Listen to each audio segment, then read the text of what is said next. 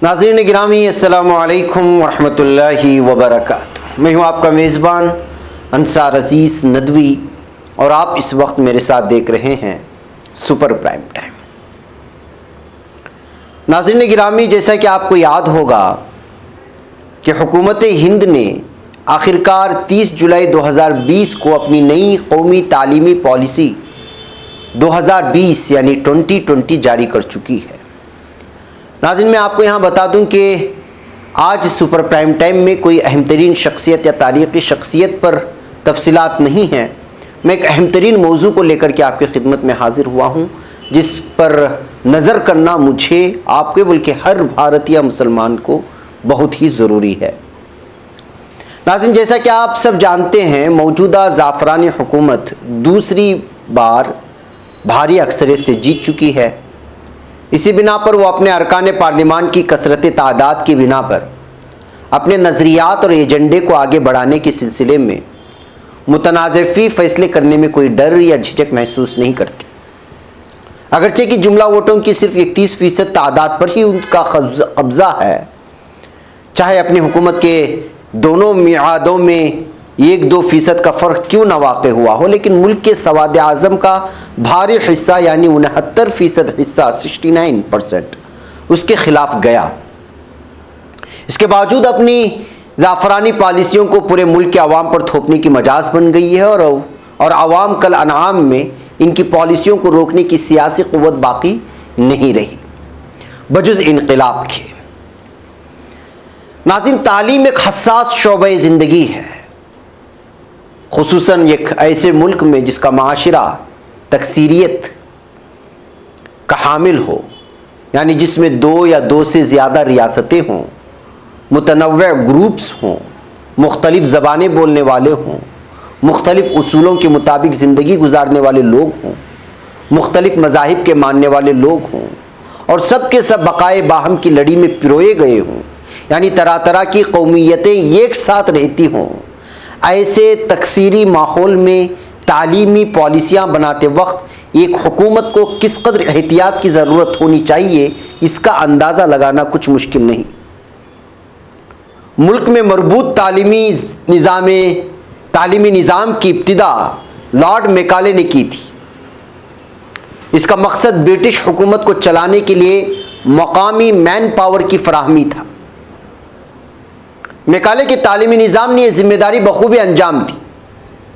आज़ादी के बाद तालीमी निज़ाम को मुल्क के मिजाज और मांग से हम आहंग करने की ज़रूरत महसूस की जाने लगी।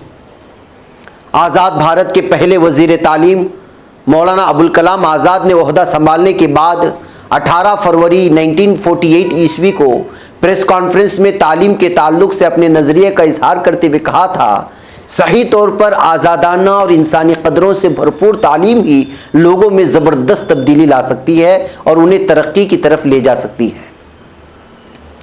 इनका ख्याल था कि मशरिक़ी और मगरिबी उलूम में हम आहंगी पैदा हो और तालीम से शख्सियत साजी का काम लिया जाए। ये तालीम का सबसे मुफीद पहलू है और इसी से माशी व तमद्दुनी निज़ाम भी बेहतर हो सकेगा। इसी फिक्र के पेश नज़र 1968 में राधा कृष्णन की निगरानी में तालीमी रिपोर्ट तैयार की गई। 1968 की तालीमी रिपोर्ट को अमली शक्ल देने के लिए वसाइल का फुकदान रहा। उसकी वजह से कौमी निज़ाम तालीम उन तवक्कुआत पर पूरा नहीं उतर सका जिसका ख्वाब देखा गया था। समाजी इन्हितात और अखलाकी पस्ती पर गरचे बहुत हद तक काबू पा लिया गया, लेकिन पूरी तरह उसका सद्देबाब न हो सका। फिर 1986 ईस्वी में नई कौमी तालीमी पॉलिसी लाई गई। 1992 में प्लान ऑफ एक्शन और 2005 में कौमी निसाब, अब 2019 की मुजव्वज़ा कौमी तालीमी पॉलिसी ज़ेर बहस है। नाज़रीन, हमारी मौजूदा हुकूमत ने अपने साबिक़ा टर्म से ही तालीमी पॉलिसी की तब्दीली की कोशिश शुरू कर दी थी। RSS और खुद वज़ीर आज़म नरेंद्र मोदी ने इस मामले में खासी दिलचस्पी दिखाते रहे हैं। बज़ाहिर मुशावरत का ढिंढोरा पीटा गया, मशवरे लिए गए, मगर बातें वहीं ख़त्म हुई जो वो चाहते थे। हैरत की बात यह है कि कौमी तालीमी पॉलिसी, जिसको नेशनल एजुकेशन पॉलिसी कहा जाता है, NEP, को को कतईयत देने के दौरान पार्लियामेंट को नजरअंदाज किया गया। गुज़िश्ता 34 साल कबल जो एक हैरत अंगेज अरसा है कौमी तालीमी पॉलिसी पर नजरसानी की गई थी, उस पॉलिसी की तरह जो 1986 में बनी थी। उम्मीद थी कि इस बार भी हुकूमत कौमी तालीमी पॉलिसी को पार्लियामेंट में बहस मुबाहसे के बाद फाइनल करती, मगर ऐसा नहीं हुआ। तालीमी पॉलिसी को कौमी भी कहना और कौम के मुख्तदर इदारे पार्लियामेंट को नज़रअंदाज करना असल में किसको पार्लियामेंट में असल में किस बात की गम्माज़ी करता है, ये आप लोग जान सकते हैं। हुकूमत ने नई तालीमी पॉलिसी की तरतीब के लिए 2016 में TSR सुब्रमण्यम की सरबराही में एक कमेटी बनाई थी। उस कमेटी की रिपोर्ट को हुकूमत ने नज़रअंदाज कर दिया। उसके बाद डॉक्टर के कस्तूरीरंगन की कमेटी को यह जिम्मेदारी सौंपी गई। उस कमेटी ने 2019 में अपनी रिपोर्ट पेश की। उस रिपोर्ट के मुसवदे को आवाम के लिए आम किया गया, तजावीज़ मंगवाई गई, मगर कबूल वही हुई जो हुकूमत के मंशा के मुताबिक थी। अब जो पॉलिसी दस्तावेज हुकूमत ने जारी किया है उसमें कस्तूरीरंगन कमेटी की सिफारिशात को किसी हद तक कबूल किया गया, अगरचे ये भी एक तवज्जो तलब और तहकीक तलब मौजू है। इस पॉलिसी दस्तावेज का एक तारीखाना जायजा हम चाहते हैं कि आपके सामने आए कि ये हमारे लिए कितना ही कठिन है और बिलखुसूस मुसलमानों के लिए कितना ही मुल्हिदाना तौर पर उनके अकीदे से हटाने वाला है। बज़ाहिर आपको ये मुताला करने से उसका अंदाज़ा नहीं होगा, लेकिन गहराई और गिराई से उसकी जो प्लान की गई है, उसका जो खाका खींचा गया है, उसको देखने के बाद आप वाज़ेह तौर पर ये कह सकते हैं कि हम अपनी आइंदा आने वाली नस्लों को बहुत ही दूर ले जा सकेंगे अगर ये तालीमी पॉलिसी को अपनाएंगे। मैं इन तमाम चीज़ों पर थोड़ी थोड़ी करके रोशनी डालने की कोशिश करूँगा। उससे पहले मैं एक छोटा सा ब्रेक ले लेता हूँ। नाज़रीन गिरामी, इस्तक़बाल है सीधी बात के सुपर प्राइम टाइम में। नाज़रीन, जैसा कि अर्ज़ किया गया, कौमी तालीमी पॉलिसी को फ़ाइनल करने का सही मकाम कौमी पार्लियामेंट ही हो सकता है, मगर हुकूमत ने पार्लियामेंट को नज़रअंदाज करके सिर्फ कैबिनेट से मंजूर करवा कर जारी करवा दिया। यहाँ पहली गलती हो गई कि पार्लियामेंट में क्यों उस पर बहस नहीं की गई। नंबर 2, तालीम हिंदुस्तानी आईन के लिहाज से मुश्तरका फहरिस्त में है, मगर रियासतों के साथ साथ जिस तरह से सलाह व मशवरा करना चाहिए था वो भी मफकूद है। मिसाल के तौर पर कर्नाटक की रियासत से बात होती और यहाँ के लोगों से उसके बारे में पूछते, महाराष्ट्र, हरियाणा, दिल्ली, केरला या वो रियासतें जहाँ तालीम के एतबार से बहुत ज़्यादा आला पैमाने पर माने जाते हैं, लेकिन इस तरह का कोई भी मशवरा नहीं लिया गया। बमुश्किल चंद मकामात पर ही रियासतों का तस्करा है। पूरी दस्तावेज का अंदाज हुक्मिया मालूम होता है। अगर आप पढ़ेंगे 50 से ज़ायद सफ़हात है और ये आपको मिलेगी ऑनलाइन, PDF फाइल मिलेगी, आप उसको डाउनलोड कर लें। आपको सिर्फ गूगल में जाना है और एजुकेशन पॉलिसी 2020 मारना है, पूरा वेबसाइट खुल जाएगा और नई पॉलिसी की पूरी चीज़ें वहाँ मिल जाएंगी। आप उसका प्रिंट आउट निकालें और मुताला करें तो आपको अंदाज़ा हो जाएगा। बल्कि ज़्यादा सही अल्फाज में आमिराना या डिक्टेटोरियल है, साफ तौर पर मुल्क के फेडरल निज़ाम को पसे पुश डालने और डिक्टेटरशिप को लाने के मुतरादिफ है। नंबर 3, अब तक हम दस्तूरी अक़दार की बात करते थे, साबिक़ा तालीमी पॉलिसियाँ भी उसको तस्लीम करती थी और उसके फ़रोग़ के लिए कोशा होती थी। इस पॉलिसी में दस्तूरी अक़दार का जिक्र 2-3 जगह ही आया है। अक्सर हिंदुस्तानी अक़दार, हिंदुस्तानी कल्चर, हिंदुस्तानी तारीख़, हिंदुस्तानी उलूम, हिंदुस्तानी इदारों और मखसूस शख्सियात का जिक्र करके उस कौमी तालीमी पॉलिसी 2020 को एक मखसूस रंग में रंगने की कोशिश की गई है। हिंदुस्तान एक कसीर लिसानी, कसीर मजहबी और कसीर तहजीबी मुल्क है। हिंदुस्तान की तरक्की में तमाम अदवार, कौमों और तहजीबों ने अपना हिस्सा अदा किया है, मगर इन सबको बिलखुसूस अहद वस्ता को जानबूझ करके नज़रअंदाज किया गया। दस्तूरी हवाले, दस्तूरी अक़दार, सेकुलरिज्म और जमहूरियत जैसी इस्तिलाहों से हत्तल इम्कान इज्तिनाब बढ़ता गया है, जिसमें सारी समाजों को जोड़ने वाले जो अल्फाज होते हैं, जो सोच और जो फिक्र होती है, उसको ख़त्म कर दिया गया है या ख़त्म करने की कगार पर लाया गया है। इन पहलुओं से जायजा लेने पर हम आसानी से उसके मुअस्सिर नजरियाती पहलू को आसानी से समझ सकते हैं। बड़े बड़े दावे, ख्वाहिशात और अज़ाइम का इजहार किया गया है, मगर अमली लाए अमल के बारे में पॉलिसी तकरीबन खामोश है कि अमली सतह पर आप क्या कर सकते हैं। ये एक तजब्जुब यानी कन्फ्यूजन से भरपूर तालीमी पॉलिसी मालूम होती है। इसमें कई दाखिली तजादात भी मौजूद हैं। ये पॉलिसी कस्तूरी रंगन के दिए गए ड्राफ्ट से काफ़ी कुछ मुख्तलिफ है। फिल जुमला अगर कहा जाए, ये तालीम के ज़ाफ़रानी करण की जानिब एक जारिहाना कदम है और फ़िरक़ा परस्तों की नज़रियाती पहलुओं को उजागर करने वाली है ये तालीमी पॉलिसी। नंबर 4, नाज़रीन, तहरीर बहुत अच्छी है, बेहतरीन अल्फाज का बरमहल इस्तेमाल और अंदाज़े बयां ऐसा है कि आपको एतराज़ का मौका न मिले अगर आप पढ़ेंगे। लेकिन जब आप बैनुस्सुतूर में पढ़ते हैं और बिलखुसूस पॉलिसी के ऐलान की प्रेस कॉन्फ्रेंस और बाद में आने वाली हुकूमती वजाहतों को देखते हैं तो हकीकत वाशगाफ हो जाती है। मसलन ये मवाद की तैयारी में पॉलिसी कहती है कि भारत की तमाम इलाकाई ज़बानों में मुहैया कराया जाएगा। ये मवाद यानी कि आपको जो मवाद आएगा कौमी तालीमी पॉलिसी के सिलसिले में, उनका जो एक सिस्टम बनेगा, अगर आप डाउनलोड करने के लिए जाए गूगल में, ई मवाद जिसको कहा जाता है, तो इसके बारे में बताया गया है कि तमाम ज़बानों में मुहैया किया जाएगा। उन 8 ज़बानों में उर्दू शामिल नहीं किया गया है। इसी तरह बैनुल अक़वामियत और बैनुल अक़वामी ज़बानों की अहमियत को तस्लीम करने के बावजूद अरबी को इस फहरिस्त से खारिज कर दिया गया, जबकि इससे छोटे ममालिक की ज़बान को जगह दे दी गई। ये आमिराना सोच इस पॉलिसी के विजन और निसाब के तयन के उसूलों में ये पॉलिसी सिर्फ दस्तूरी फ़राइज़ का जिक्र करती है, दस्तूरी हुकूक के बारे में ये मुकम्मल खामोश है। जैसे बच्चों के कानून हक़ तालीम को छीन लिया गया है और हक़ तालीम के कानून यानी RTE को कमज़ोर किया गया है। इस कानून के तहत 6 से 14 साल के बच्चों की मुफ्त और लाजमी तालीम को कानूनी हक़ करार दिया गया। ये पॉलिसी 3 से 18 साल के बच्चों की हमगीर तालीम की तरफ सिर्फ कोशिशों का जिक्र करती है, इसे कानूनी जवाज़ नहीं देती। जबकि कस्तूरी रंगन कमेटी ने इस सिलसिले में अपनी वाज़ेह सिफारिश दी थी कि हक़ तालीम कानून यानी मुफ्त और लाजमी को पहली जमात के बजाय प्री स्कूल से शुरू करें और 8वीं जमात के बजाय 12वीं तक ले जाएं, लेकिन इसको नहीं माना गया। लेकिन इस सिफारिश को नज़रअंदाज किया गया। कानून के बगैर हम हमगीर तालीम का तस्वुर भी नहीं कर सकते। दस्तूर के रहनुमा उसूल के लिहाज से 1960 ईस्वी तक ही हमें इस हदफ को हासिल कर लेना था। कानून हक़ तालीम के बाद भी इसकी अमल आवरी एक अंदाजे के मुताबिक 12% है। इस वक्त भी अंदाजन 2 करोड़ से ज़ायद बच्चे स्कूलों से बाहर हैं।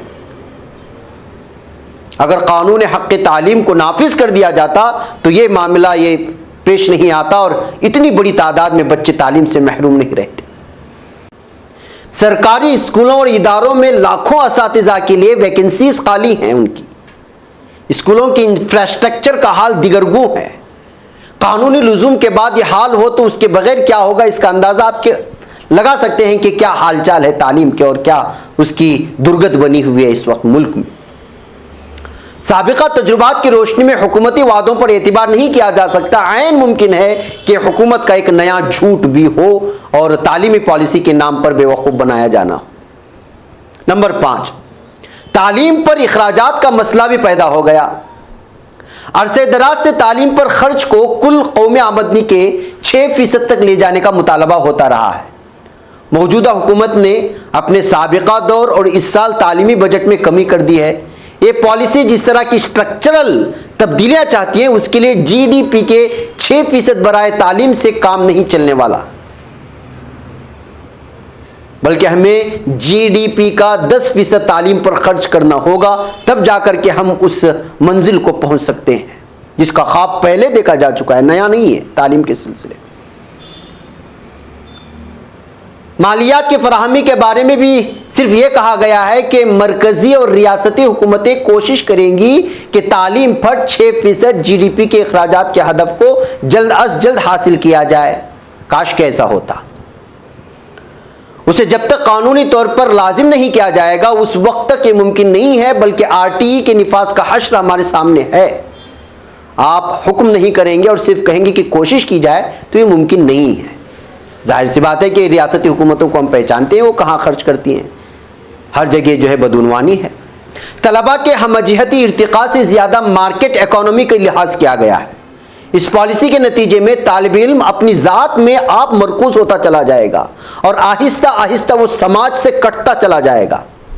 मसलन इस पॉलिसी में ऑनलाइन तालीम में टेक्नोलॉजी का बढ़ता इस्तेमाल और छठी जमात से पेशावराना तालीम के नज़्म पर बहुत इसरार किया गया है।